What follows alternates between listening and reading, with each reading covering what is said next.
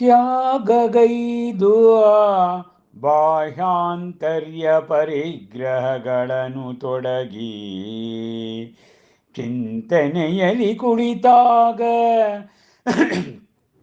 ನಿಂತಾಗ ನಡೆದಾಗ ನೆಲೆ ನಿಂತಲಾಗಲೆನದೆ ಲೀನನಾದವನು ಆತ್ಮಾನುಭೂತಿಯಲ್ಲಿ ವಿಶ್ವಮಂಗಲದ ಆಶಯದಿ ನಡೆಸಿದ್ದನ ಆತ್ಮವೀರನು ಸಿಂಹದೊಲುಚಿ ಸ್ಥಿರ ಚಿತ್ತನಾಗಿ ಅಚಲ ನಿಷ್ಠೆಯಲಿ ವ್ರತವನು ಬೆಚ್ಚದೆ ಬಿರುಗಾಳಿಗೆ ಬೆದರದೆ ಸುರಿಮಳೆಗೆ ಅಂಜದೆ ಉರಿ ಬಿಸಿಲಿಗೆ ಅಳುಕದೆ ಕಡು ಚಳಿಗೆ ಕೂರುವನವನು ಧ್ಯಾನಮಗ್ನನಾಗಿ ಕದಲದೆ ಆ ಕಾಲ ವೃಕ್ಷದ ಕೆಳಗೆ ಆಗಮಿಸಿ ಆ ವೇಳೆಗೆ ಸ್ವರ್ಗದಿಂದಲಾಸುರರು ಆ ಮಹರ್ಷಿ ಇದ್ದಡೆಗೆ ಸ್ತುತಿಸಿ ಸಂತಸದಿಂದನವನನು ಹಿಂತಿರುಗಿದರು ತಾವಿದ್ದೆಡೆಗೆ ಆವರಿಸಿ ಹಚ್ಚ ಹಸಿರಿನ ಹುಲ್ಲು ನಾಲ್ಕು ದಿಕ್ಕಿನಲ್ಲಿ ಸೂಸಿರಲು ಕೆರೆ ಕೊಳಗಳು ತುಂಬಿ ವೃದ್ಧಿಸಿದವ ಸೊಳ್ಳೆ ನೊಣ ಗುಂಗಾಡು ಕೀಟಗಳು ಯಥೇಚ್ಛವಾಗಿ ಅದರ ಮಹಾಮುನಿ ಮಹಾವೀರನು ಹೊದೆಯದೆಯೇ ಮೈ ಮೇಲನನು ಲೀನನಾಗುವನು ಸಂಯಮಾಚರಣೆಯಲಿ ಬೀಸುತ್ತಿರೆ ಕುಳಿರ್ಗಾಳಿಯು ಆ ಶೀತ ಋತುವಿನಲ್ಲಿ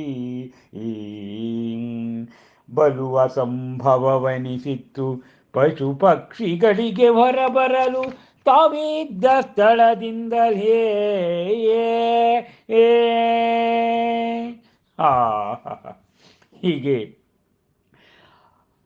ರಾಗವನ್ನ ತ್ಯಜಿಸಿ ವಿರಾಗವನ್ನು ಧರಿಸಿದ ವರ್ಧಮಾನ ಮಹಾಮುನಿ ಆತ ತ್ಯಾಗವನ್ನು ಮಾಡ್ತಾನಂತೆ. ಮತ್ತೆ ಪರಿಗ್ರಹ ಅಪರಿಗ್ರಹ ಅಂತ ಕರಿತೀವಿ. ಪರಿಗ್ರಹಗಳನ್ನು ತ್ಯಾಗ ಮಾಡಿ ಅವನು ನಿಂತಾಗ ನಡೆದಾಗ ಅವನು ಲೀನನಾಗ್ತಾನಂತೆ ಅಪರಿಗ್ರಹಕ್ಕೆ ಬದ್ಧನಾಗಿ.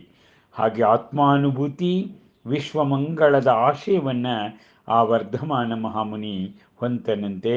ಹೀಗೆ ಆತ್ಮವೀರನಾಗಿರ್ತಕ್ಕಂಥ ಮಹಾವೀರ ಸಿಂಹದಲು ಸ್ಥಿರಚಿತ್ತನಾಗಿ ಅವನ ಮನ ಸ್ಥಿರವಾಯಿತು. ಅವನ ಮನ ಸಿಂಹದ ಮನ. ಅಚಲ ನಿಷ್ಠೆಯಿಂದ ವ್ರತವನ್ನು ಧಾರಣೆ ಮಾಡಿಕೊಂಡಿದ್ದಾನೆ. ಭಯಂಕರ ಬಿರುಗಾಳಿ, ಆಷಾಢ ಮಾಸ, ಎಂಥ ಚಳಿ ಇದ್ದರೂ ಕೂಡ ಅದಕ್ಕೂ ಹೆದರ್ಕೊಳ್ಳದೆ ಸುರಿತಕ್ಕಂಥ ಮಳೆಗೂ ಕೂಡ ಅಂಜದೆ ಬಿಸಿಲಿಗೂ ಅಂದರೆ ಇಲ್ಲಿ ಕಾಲಗಳು ಉರುಳ್ತಾ ಇದೆ.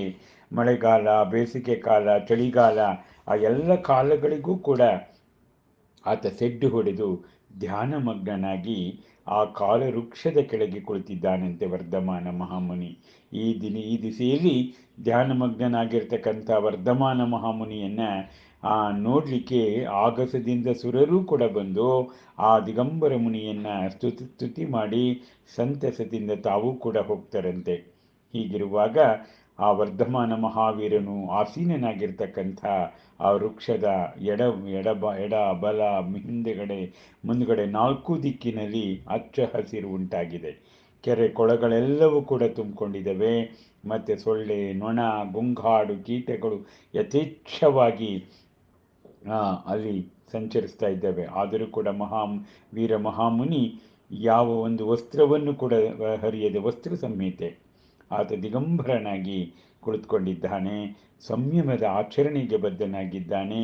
ಕುಳಿರ್ಗಾಳಿ ಬೀಸ್ತಾ ಇದ್ದರೂ ಕೂಡ, ಶೀತ ಋತುವಿನಲ್ಲೂ ಕೂಡ ಅಸಂಭವವಾಗಿರೋ ಪಶು ಪಕ್ಷಿಗಳಿಗೂ ಕೂಡ ಅವು ತಮ್ಮ ಗೂಡಿನಿಂದ ಬರಲಿಕ್ಕೆ ಅಸಮರ್ಥವಾಗಿದ್ದಾಗ ಅವನು ತಾನಿರುವ ಸ್ಥಳವನ್ನು ಯಾವುದೇ ರೀತಿಯಲ್ಲೂ ಕೂಡ ಅವನು ಗಣನೆಗೆ ತೆಗೆದುಕೊಂಡಿಲ್ಲ ಅನ್ನುವುದನ್ನು ಡಾಕ್ಟರ್ ಲತಾ ರಾಜಶೇಖರ್ ಅವರು ಮಹಾವೀರ ಮಹಾದರ್ಶನದ ದೀಕ್ಷಾ ಕಲ್ಯಾಣ ಸಂಪುಟದಲ್ಲಿ ಮನೋಜ್ಞವಾಗಿ ಚಿತ್ರಿಸಿದ್ದಾರೆ. ನಮಸ್ಕಾರ.